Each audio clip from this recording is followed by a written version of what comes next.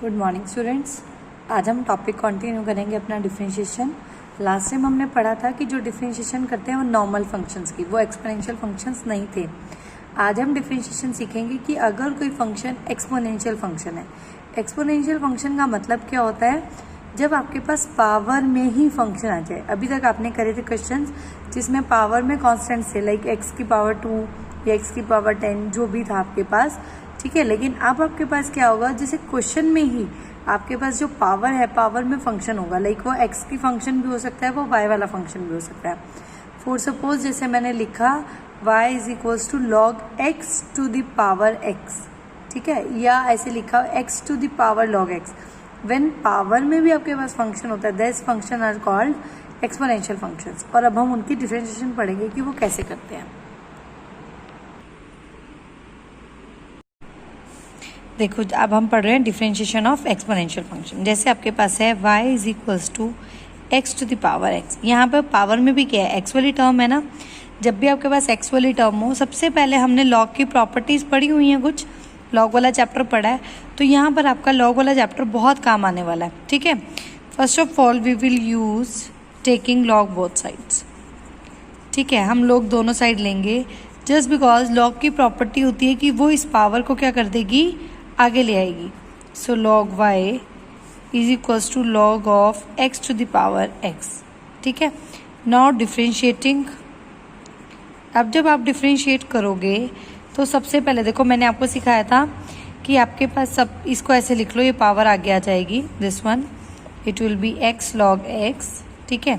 अब जब आप डिफ्रेंशिएट करोगे तो सबसे पहले किसकी होगी, क्या रूल होता है, पावर फंक्शन एंगल। यहाँ पर पावर कुछ भी नहीं है, सबसे पहले किसकी होगी, फंक्शन की।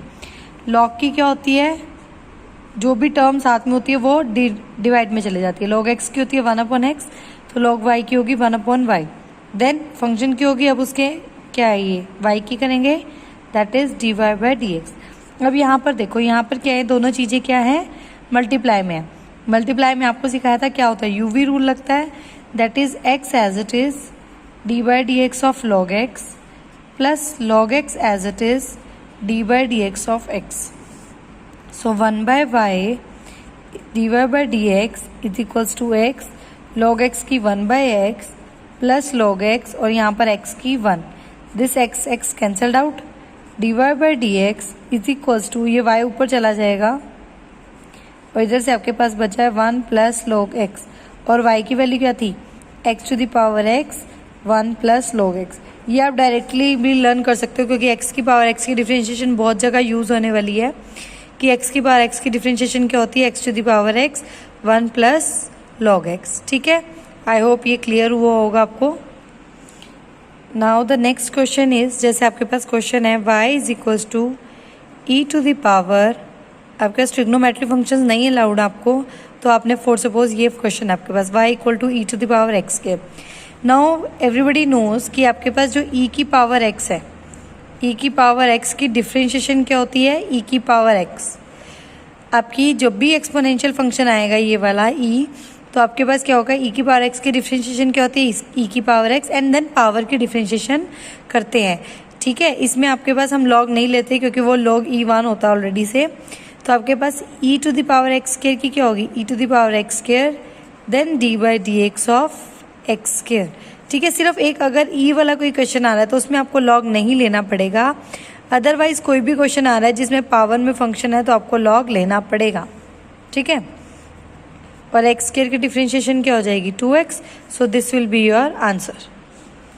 Now the next question is, जैसे आपके पास है y is equals to log x to the power log x। अब log की पावर में ही log है, again this is an exponential function क्योंकि पावर में क्या है, फंक्शन है।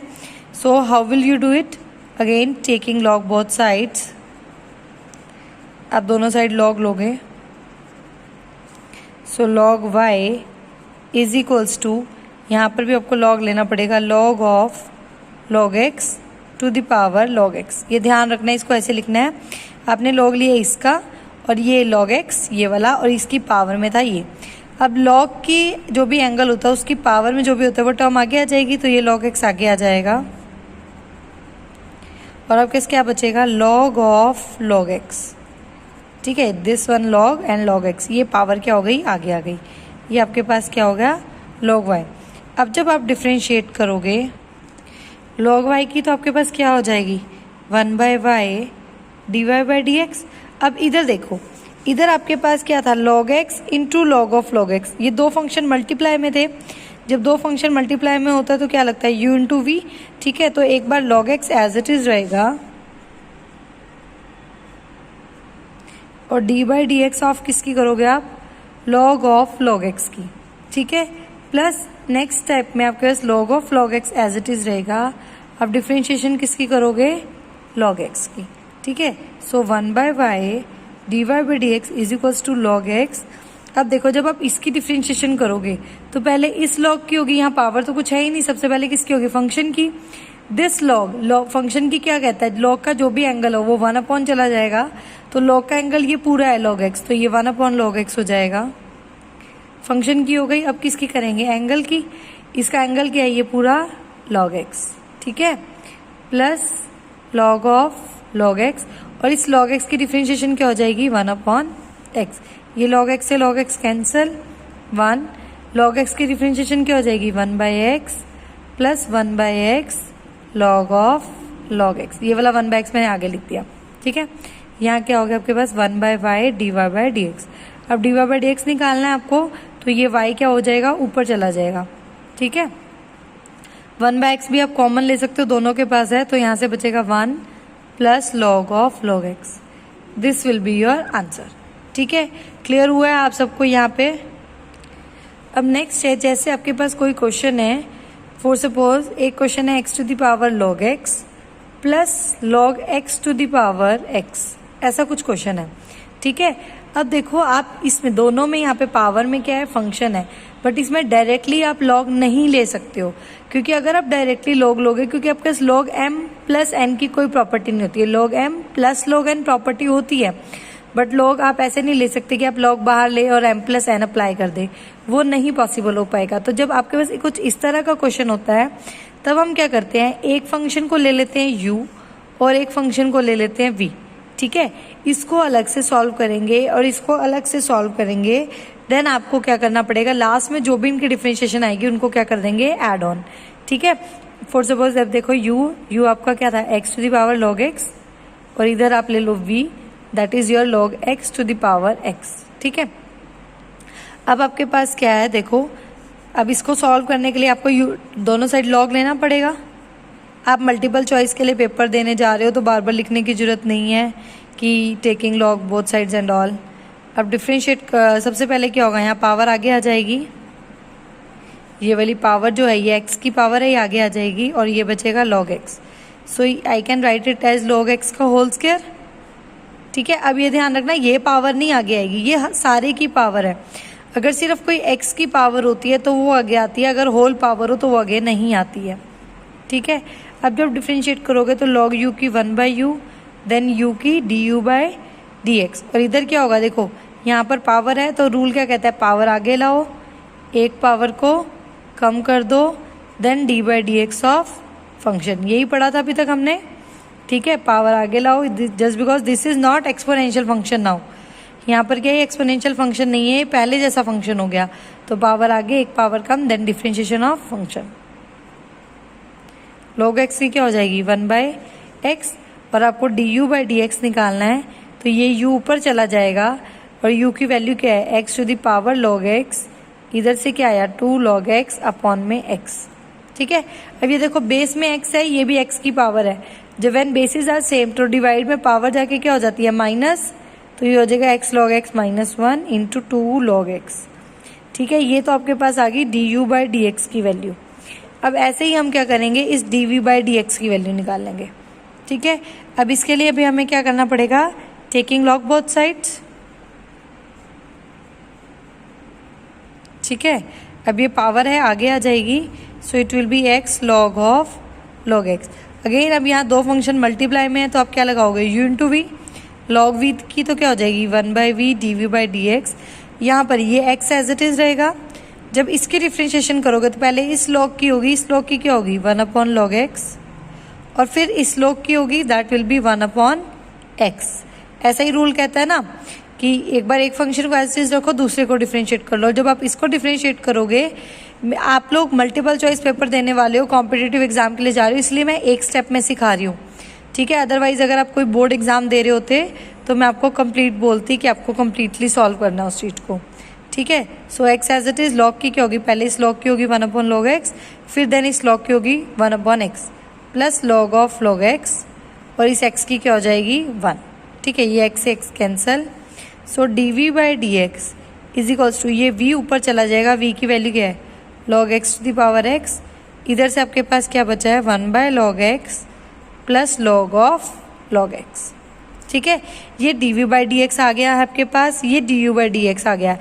लास्ट में इन दोनों को ऐड करके लिख दो सिर्फ, you will get the answer, ठीक है।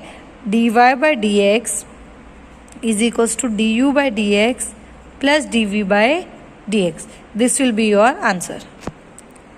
नाउ आपके पास क्या है, नेक्स्ट कुछ इस तरह से क्वेश्चन आता है, जैसे y is equals to x to the power x to the power x up to infinity, ये चलता रहता है, ठीक है।